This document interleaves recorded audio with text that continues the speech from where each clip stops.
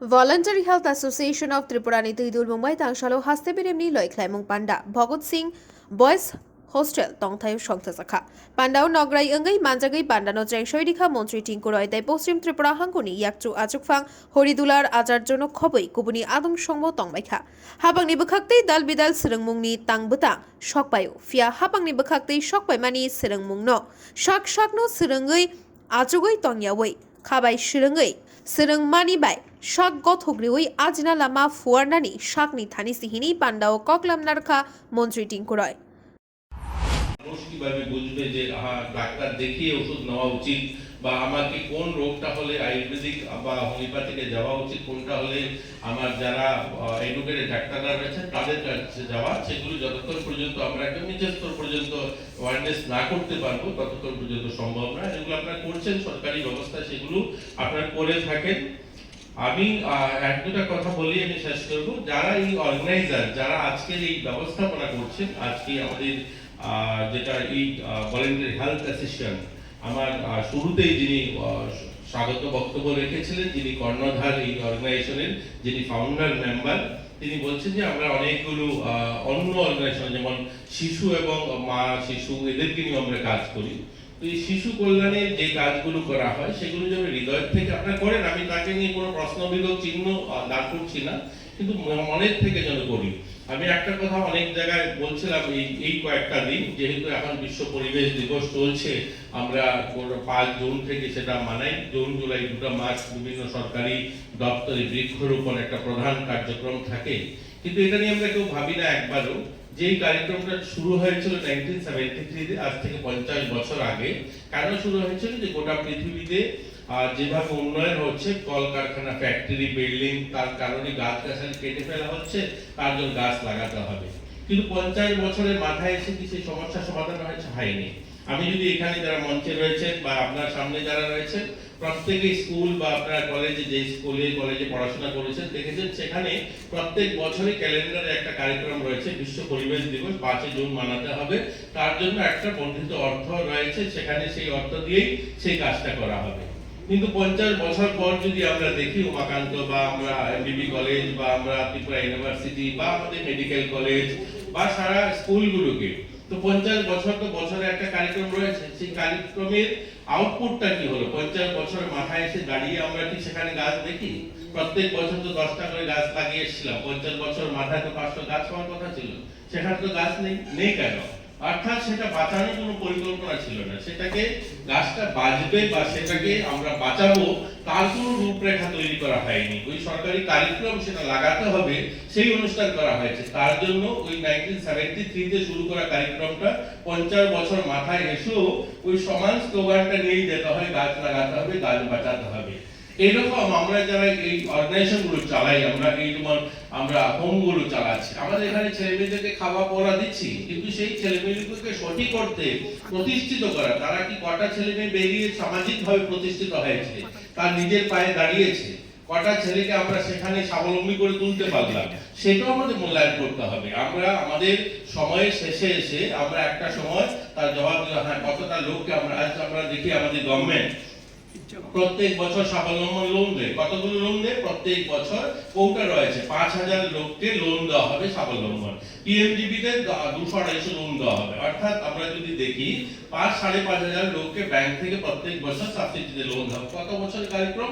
25 বছরের কার্যক্রম। বাচ্চাগুলোকে আমরা পালছি, বড় করছি, কিন্তু কটা ছেলেকে আমরা স্বাবলম্বী করে তুলতে পারলাম, কটা ছেলে তার নিজের পায়ে দাঁড়ালো, কটাকে সামাজিকভাবে সে প্রতিষ্ঠিত হলো, সেটাও যেন আমরা দেখি। আর সেটা তখনই সম্ভব হবে যখন আমি হৃদয়ের থেকে কাজটা করবো, মন থেকে কাজটা করবো, পরিকল্পনা মাফিক কাজটা করবো। শুধুমাত্র ওই গিভ এন্ড টেক নয় যে গভর্নমেন্ট আমাকে একটা স্কিমে কিছু পয়সা দিচ্ছে, আমরা নিজেরা সোর্স করছি, সেভাবে আমরা করে যাচ্ছি।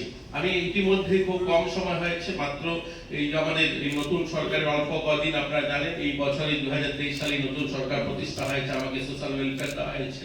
এই সময়ের মধ্যে আমি যতগুলো হোম ভিজিট করেছি, অনেকগুলো হোম আমি দেখেছি যারা ভিন্ন ভিন্ন অর্গানাইজেশনগুলো চালায়, যেভাবে ঠিক আমরা ভাবি কল্পনা করি আমাদের ছেলেমেয়েরা সেখানে থাকবে, ঠিক সেভাবে আমরা পাইনি। অধিক সংখ্যক, অধিক ক্ষেত্রে অনেকটা ভালো করেন, কিন্তু অনেক ক্ষেত্রে আমরা সেভাবে আশানুরূপ যেভাবে আমরা ভাবি তাদের ছেলে মেয়েকে সেখানে তারা দেখবে পড়া বা তাদের জন্য ব্যবস্থা থাকার কথা গভর্নমেন্ট নিয়ম অনুযায়ী, কিন্তু সেখানে সেভাবে আমরা করে তুলতে পারিনি। সেগুলো যেন আমরা করি, আমরা যেগুলো হয়নি কিন্তু এখন থেকে যেন আমরা সেগুলো করি, আমরা যেন ভাবি যে আমাদের ছেলে মেয়েরা, কারণ আমরা দেখেছি দিব্যাঙ্গ যারা তারাও জীবনে ভালোভাবে প্রতিষ্ঠিত হয়েছে যদি চেষ্টা করে। আমরা দেখেছি গ্রামীণ এলাকাতে গত 2018 সালে দেখেছেন আপনারা যে সেখানে আমাদের সুভাষিনী মিস্ত্রি, যিনি গ্রামীণ এলাকাতে 12 বছর, মানুষ ভাবে যে গ্রামীণ এলাকাতে বা দুর্বল মানুষগুলো কিছু করতে পারে না। সবাই জানেন এই সুভাষিনী মিস্ত্রি 12 বছর বয়সে বিয়ে হয়েছিল, পড়াশোনা করার নেই তার মা বাবা, গ্রামের মানুষ। কিন্তু ওই মহিলাটা যখন 24 বছর বয়স তার স্বামী মারা যায়, এবং একদম প্রত্যন্ত গ্রামীণ এলাকাতে, বাংলার একদম প্রান্তিক গ্রামে উনি বসবাস করতেন। সেখানে হাজবেন্ড ওনার সেখানে শাকসবজি বিক্রি করতেন বাজার। সে সময় ওনার স্বামী মারা যান, 24 বছর বয়স, 12 বছর বিয়ে হয়েছে, 12 বছর পরেই স্বামী মারা যায়। কিন্তু তিনি সেদিন সংকল্প নেন যে আমি এমন কিছু করব যে আমার এই গ্রাম থেকে কোনো মানুষ যেন আর না মরতে হয়, চিকিৎসার জন্য যেন কোনো মানুষ না মারা যায়। এবং সেই সংকল্প অনুযায়ী তিনি সবজি বিক্রি করতে যখন যেতেন, বাড়ির থেকে বেরোতেন, দু হাতে দুটো ব্যাগ নিয়ে যেতেন, এবং সেই ব্যাগে তখনকার সময় রেলের ইঞ্জিনে যে কয়লা দিয়ে রেল চলতো, সেই কয়লাগুলো কুড়ি রাস্তায় যেগুলো পড়তো সেগুলো নিয়ে যেতেন। এবং সেই টাকার থেকে তিনি টাকা জমিয়ে 90 দশকে বাংলায় কিছু জমি কেনেন এবং সেখানে একটা হসপিটাল স্থাপন করেন, ওনার ছেলেকে ডাক্তার তৈরি করেন। এই যে সংকল্প, এই যে দৃঢ়তা, একটা মানুষ যদি কিছু করতে চায়, ওনাকে 2018 সালে পদ্মশ্রী অ্যাওয়ার্ড দেওয়া হয়। শুধু এটা নয়, এরকম অসংখ্য উদাহরণ রয়েছে আমাদের ভারতে। অর্ণিমাসিনা লখনৌ মেয়ে ভলিবল খেলতো, একদম ইয়ং বাচ্চা মেয়ে, 20-22 বছরের মেয়ে, দিল্লিতে অ্যাডভার্টাইজমেন্ট বেরিয়েছে, দিল্লি পুলিশের লোক নেওয়া হবে, সেখান থেকে সে বেরিয়েছে দিল্লিকে, লখনৌ থেকে বেরিয়েছে দিল্লিকে ইন্টারভিউ দেবে। রাত্রে তার ট্রেনের মধ্যে কিছু লোক তার ব্যাগটা ছিনিয়ে নিয়ে যাওয়ার চেষ্টা করছিল। সেই ব্যাগটা যখন দিতে চাইছে না, তখন সেই ধাক্কাধাক্কিতে তাকে দরজার বাইরে ফেলে দেয়। বাইরে ফেলে দিতে একটা ট্রেন অপর দিক থেকে আসে, এসে তার পাটা কাটা যায়, একটা পা কাটা যায় এবং 1 বছর চিকিৎসাধীন থাকে। 2011 সাল থেকে 2012 সাল 1 বছর চিকিৎসা করিয়ে একটা প্লাস্টিকের পা লাগিয়ে সে ভাবছে যে আমি একটা স্পোর্টস গার্ল এবং কিছু করবো জীবনে ভেবেছিলাম, যেহেতু এখন পাটা কাটা গেছে কি করতে পারি, কিন্তু এমন কিছু করতে যাই পৃথিবীতে যেন এই কাজটা কেউ না করতে পারে। এবং সেই সংকল্প এবং করার দৃঢ়তা বেরিয়ে পড়ল। 2 বছরের মাথায় পৃথিবী 6টা মহাদেশের সবচেয়ে উচ্চতর যে পর্বত সবগুলো সে আরোহণ করলো এবং বিশ্ব জয় করলো, এবং আবার সেই ওনাকে পদ্মশ্রীতে ভূষিত করা হলো। তো এরকম করার ইচ্ছা যদি থাকে, একটা পা নেই ভ্রমণ, একটা কৃত্রিম পা দিয়ে, প্লাস্টিক পা দিয়ে পৃথিবীর সবচেয়ে উঁচু মহাদেশ, মানে পৃথিবীর 6টা মহাদেশের সবচেয়ে উঁচু পর্বতগুলো সে উঠে গিয়েছে। তো এর জন্য করার যদি ইচ্ছা থাকে, আমাদের করার যদি সংকল্পতা থাকে, তাহলে আমরা করতে পারবো। আপনারা নো ডাউট আপনাদের এই এনজিও ভালো কাজ করছেন, অনেকগুলো অর্গানাইজেশন আপনারা চালাচ্ছেন, আপনাদের বিকল্প ত্রিপুরাতে খুব একটা আছে আমি মনে করি না, কিন্তু আমার আশা থাকবে আমরা যে কাজটা করছি সেটা হৃদয় থেকে যেন করি, আমরা যেন এইরকম উদাহরণ তৈরি করতে পারি যে আমাদের এখান থেকেও এরকম ছেলে মেয়ে বেরিয়েছে, যারা আরো অনেকগুলো ছেলে মেয়েকে পথ প্রদর্শক হিসাবে তারা নিজেদেরকে প্রতিষ্ঠিত করেছে। তবেই আমরা খুশি বা আমরা নিজেরও ভাববো যে হ্যাঁ, গর্বান্বিত বোধ করবো, হ্যাঁ আমরা একটা কিছু করে দিয়েছি।